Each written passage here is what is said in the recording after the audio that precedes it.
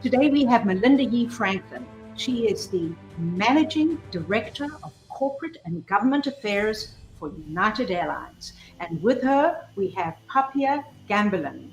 Papia is the president of a lobbying firm called Platinum Advisors in Silicon Valley. Welcome to both of you. We are so excited that you're with us. And I'm Lorraine Siegel. I'm the chair, founder, and CEO of the Exceptional Women Awardees Foundation. We started this foundation to enable high-level, high-potential women to become even more successful and rise in their careers. Why would we do that?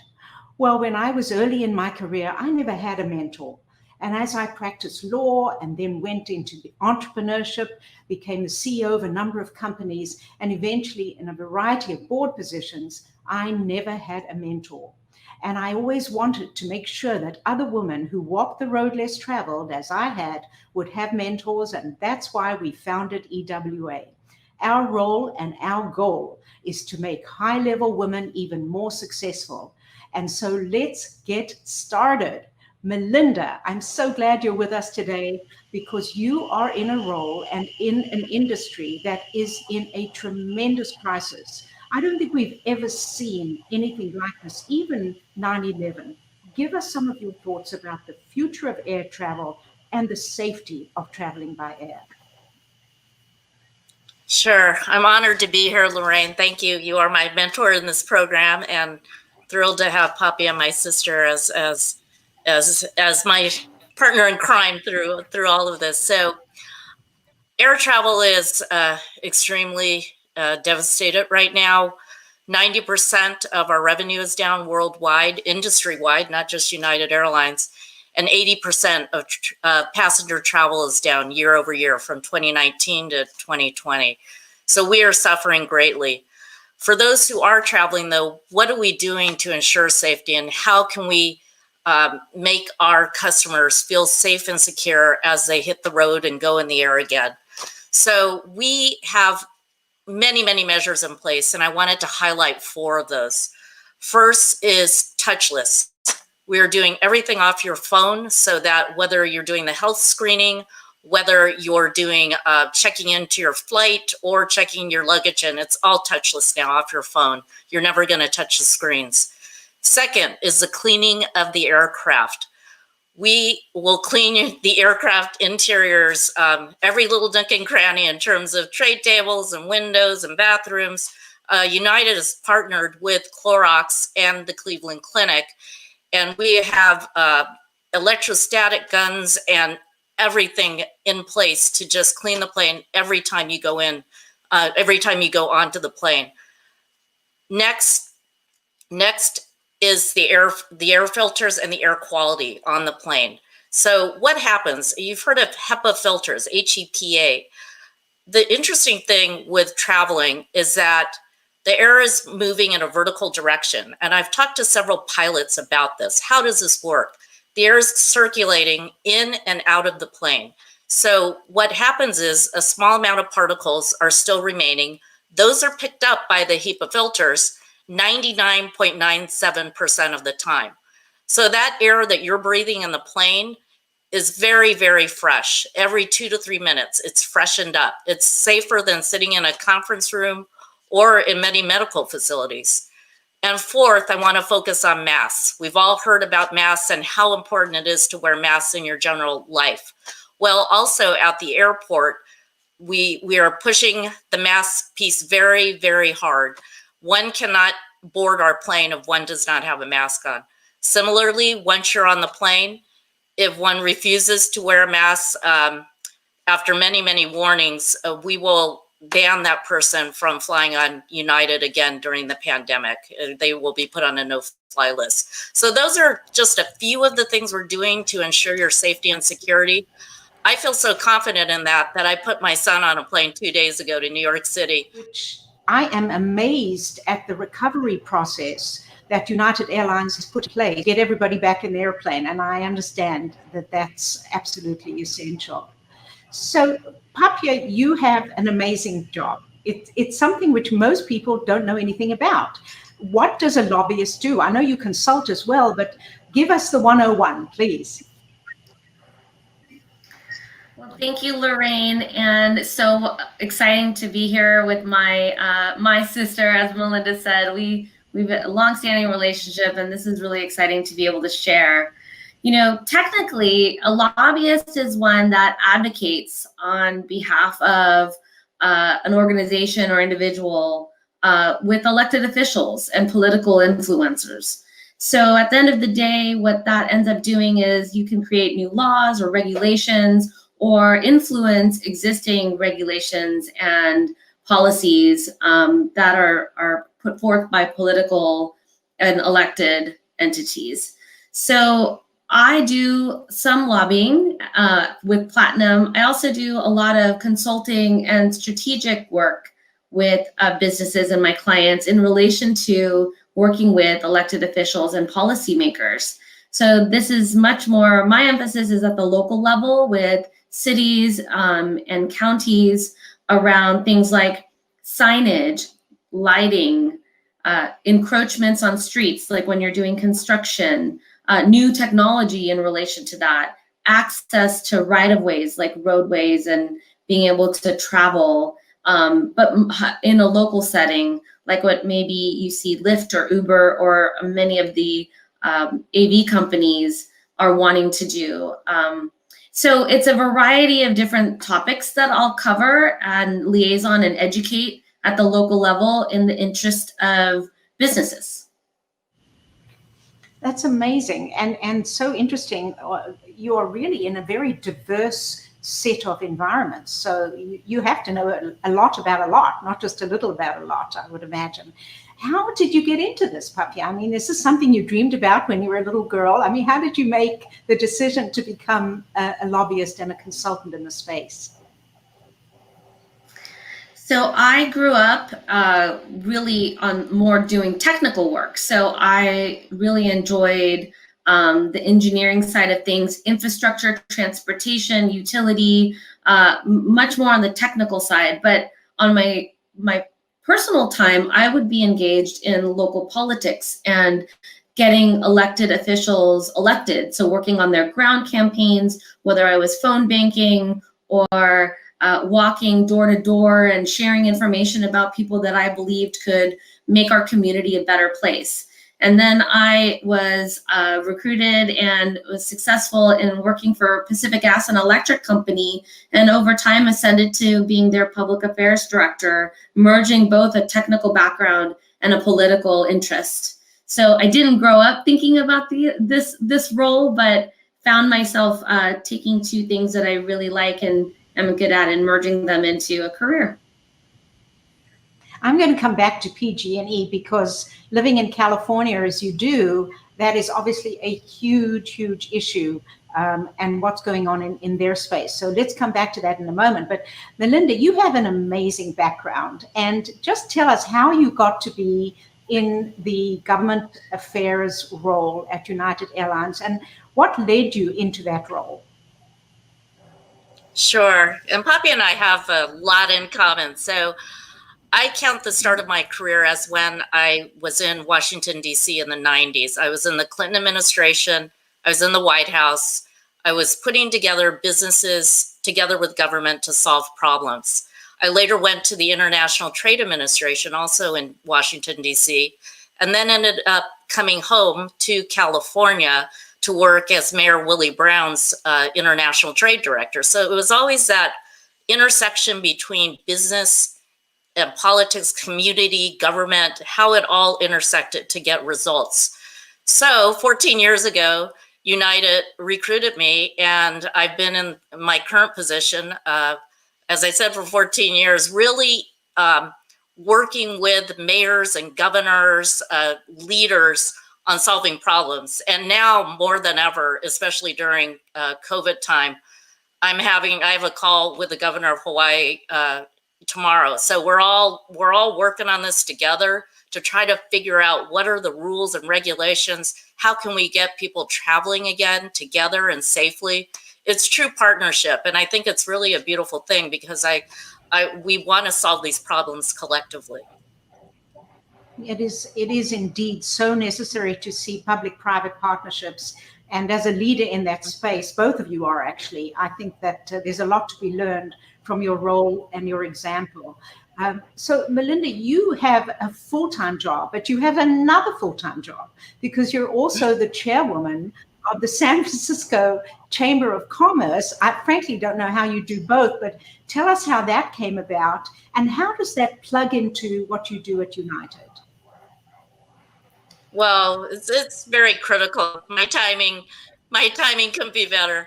I have been on the board ever since I've been at United. So as I took on increasing leadership positions within the chamber, this past year I was elected chair for a 2-year term, and it's a huge challenge because obviously the city is going through, as in all the cities across the country and across the world, are going through so much. So it ties back into what I was saying before. We work very closely with the mayor's office trying to solve problems. And there are some onerous tax proposals on the table right now. We are fighting those. We are representing the business community. I work very closely with the CEO and the team to really come up with strategic direction, very, very much in crisis management mode, as well as keeping a level, calm head on how we can look at these problems. Also really staying optimistic and saying, we're going to get through this to the other side. Let's be authentic and real, and let's come up with a real game plan. And that's what we're in the midst of every single day. You know, Melinda, I'm saying thank you to you on behalf of the business community, because the last thing we need is more taxes. We do not need that. So thank you for your advocacy in that area. We really appreciate it. Papia, let's go back to PG&E, because that has been probably one of the most difficult government relationship jobs that anybody could ever have had. Give us a few beats on your experience is and was with the organization.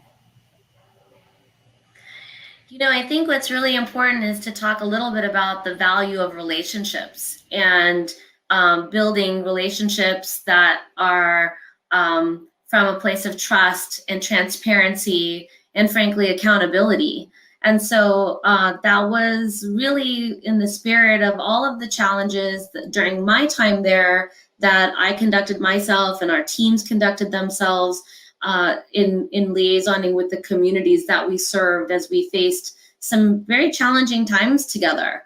And so I think that when you look at the value of relationships, whether that's from a government affairs perspective and you're talking to elected officials that are challenged by facing their constituents and voters on representing their communities and the responsibilities that they have, and ensuring that as a professional, you're providing them with the most accurate and real-time information that they can call upon you at any time in the face of challenges like what we're facing today in a pandemic, was really what I tried to strive for during my time at PG&E and the team that I worked with, and we all worked together on behalf of the company. I think the other piece is really being mindful of the community and those organizations in the community, nonprofit organizations, programs and services that we're serving, and how can we partner as a company to ensure that those services continued and thrived. Yes, and in fact, you know, we do see that people do the very best that they can under very difficult circumstances, and it's really hard to have other folks, you know, throwing spears at you when you're just trying to do a really good job. And I know that many of us in leadership positions are feeling that right now. We are looking forward to some of the questions. I know that Justin, our producer, is sitting there in Austin and looking for your questions. So to those who are thinking about it, type them in the chat room. We would love to hear from you. In addition, I do want to just touch for a few moments, Papia, on how you and Melinda actually cross over in the representations that you have, because you work with folks who are concessionaires in airports, don't you? Give us a little bit of that information and how perhaps even in a professional sense, you and the airlines need to communicate. Definitely. I think, you know, as you look at the reduction of activity from flights and people being able to enjoy, or from a business travel perspective impacted, then you have to think about all of the vendors and the operations of airports and services that are equally impacted. Oftentimes, these airports are ran by cities and or jurisdictions that are under a JPA or a Joint Powers Authority because of they occupy many cities within the footprint of the airport. And so in that setting, you are looking at the kind of policies government entities are putting forth as they see a revenue decrease, as they see impacts to their ability to hire and keep on these resources to operate the airports. And so it's all an ecosystem. And so as Melinda talks critically about what is United doing as far as managing safety and ensuring the ability to continue to provide the critical service they do in travel, whether it's business or leisure, those downstream services are equally impacted, and city government is really at the core, or community government, county government, state and federal government is at the core of supporting those operations. So it's oftentimes when Melinda and I will offline and share insights or what we're hearing about things going on from a community perspective, that then we can really help each other, but leverage each other's knowledge, and then even strategize around how do we make it better for what we're all facing in this time. A tough time. I see we have a question from Jose in San Antonio. And Melinda, he wants to know, what are you doing in the Chamber of Commerce role that you have to help small businesses in the San Francisco area? Oh, thank you for that question, Jose. 87% of revenue is down for small businesses at this time. 50% of restaurants are expected to close post-COVID. It's just, my favorite restaurant just closed. In fact, it's just been a trying, devastating time. I mentioned some of the tax proposals. We were able to get a reprieve for small businesses as well as restaurants and hotels who are going to be subject to a 13% tax on this gross receipts tax proposal. So we were able to beat that back in negotiations, and now that's been taken out of the legislation. So there's things like that we're doing from a legislative point of view, but also from a tactical point of view, and really just promoting small businesses as much as we can. I'm actually a small business owner as well. My husband and I own a gelato shop, which opened April of 2019. So we've been hit very hard. So I can very much relate to small businesses. We're gradually opening up, but we have a long ways to go. So I appreciate any kind of support to small businesses as we go through it with medium and large businesses as well, because we got to all be in this together. Absolutely. And we have a question from Jeanette in New York, who wants to know if either of you are mothers, and if so, how are you dealing with the full-time jobs, 2 jobs that you have, Melinda, and taking care of the schooling of your children? Papia, why don't you go first? Because I know you have young children. Yes, 2 boys, 14 and 12. And then I have 6 chickens, 2 dogs, and a lizard. So, and then my husband is an attorney. So we have a lot of activity here. It's challenging times for everyone. I am grateful that I get to work from home and help my children and my husband and support each other. Whereas, there are lots of families that don't have that same ability to be able to work from home. So I'm very grateful for that opportunity. But, we're preparing for distant learning. School starts for us in about a week, 2 weeks. So that is what we're starting to prepare for, and ensure that the kids, even though they ended the school year with distant learning, what's it going to be like for my high schooler to start high school with that experience? Do the best that we can for our families. This is a time right now that we all have to support each other and be there for one another, and really have tolerance for each other as we all go through this. I think that's the biggest thing that I've learned through this, is that we are all doing our best, and we're trying to keep a level head and be positive. But at the same time, these are difficult times, and it's challenging. And I would be remiss in not admitting that. So it's hard, but we all have to support each other, and that's what it comes down to. Absolutely.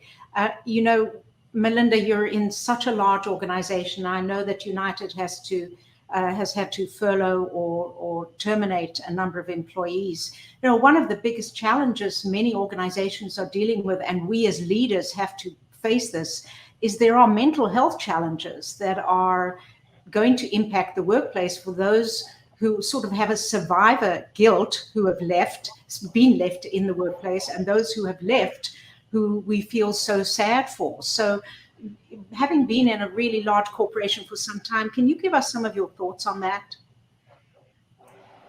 Oh, sure.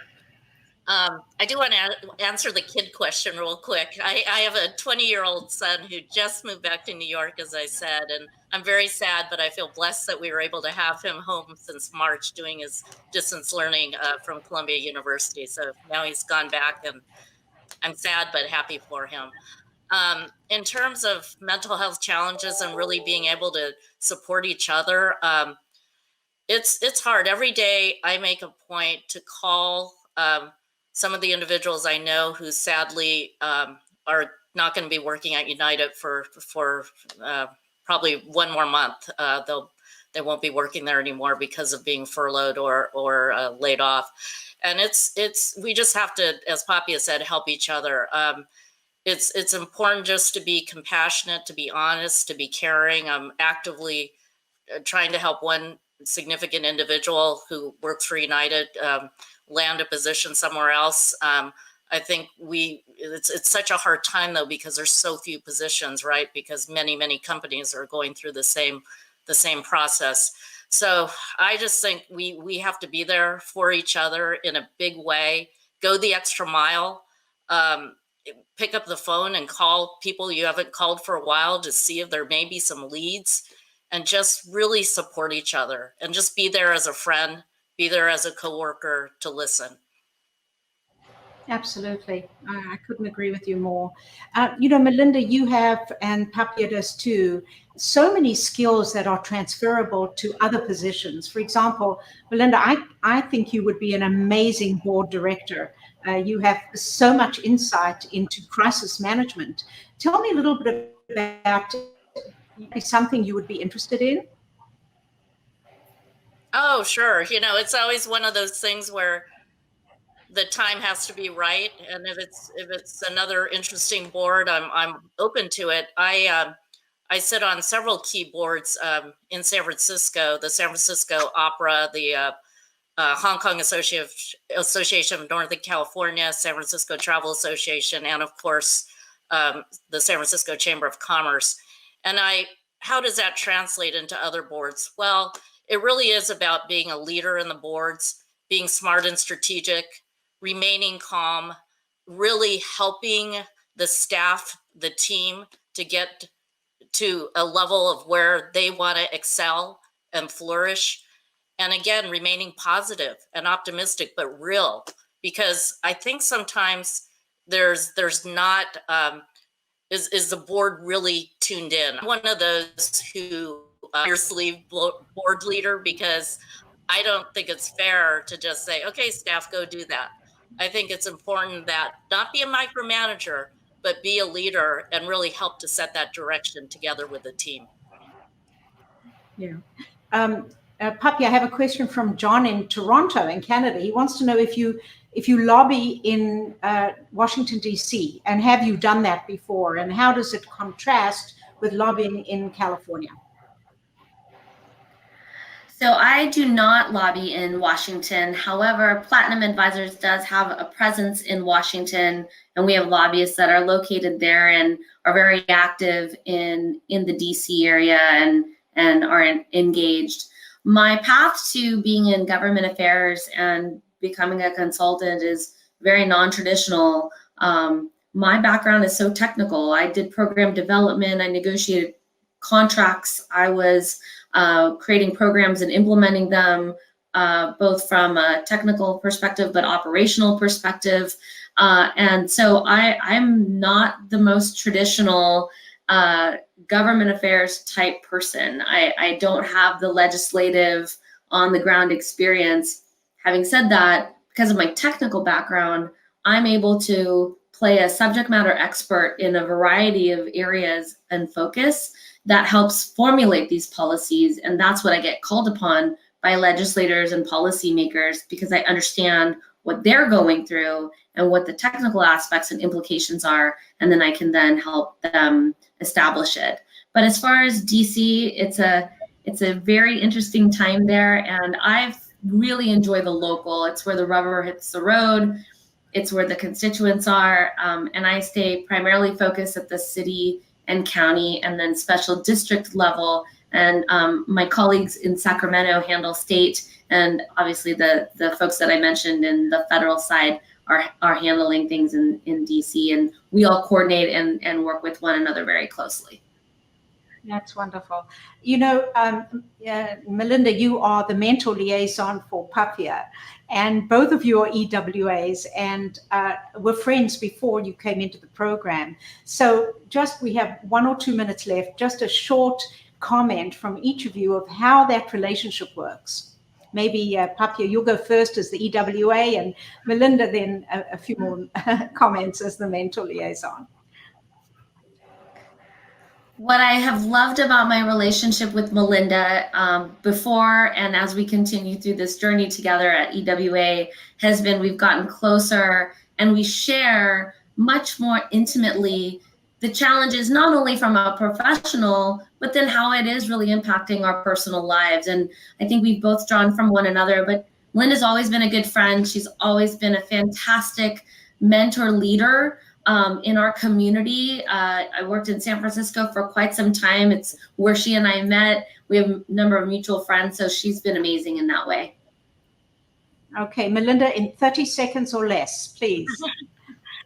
Well, I do consider Papia my sis, and we work very, very closely together. We have regular calls, we check in with each other, and we give each other advice. So it's a very holistic peer relationship where we never feel at odds but we challenge each other. We feel like we're connected, and it's only because EWA truly brought us together as partners in that. You know, it's different when you're just a friend with someone. This is more structure, and it's fantastic. Just as we go. Thank you. Well, you know, we've come to the end of the show, which I'm so unhappy about, but we have to go. And before we leave, I want to thank you so much. And also to remind everybody, August 31, we have another show, which is going to be amazing. We have Subhash Samuels, who is a partner with KPMG, a global firm. And we also have Soshi Montion, who is the Chief Privacy Officer at Intel, VP of Cybersecurity. We're going to have an amazing show. And I leave you with this challenge. Please send us your comments and answers. What trips are you planning to do in the next 3 to 6 months by air? Thank you all for being with us. Give us more questions next time and we'll try and get them in. It was such a great show. Thank you, everybody. See you next time.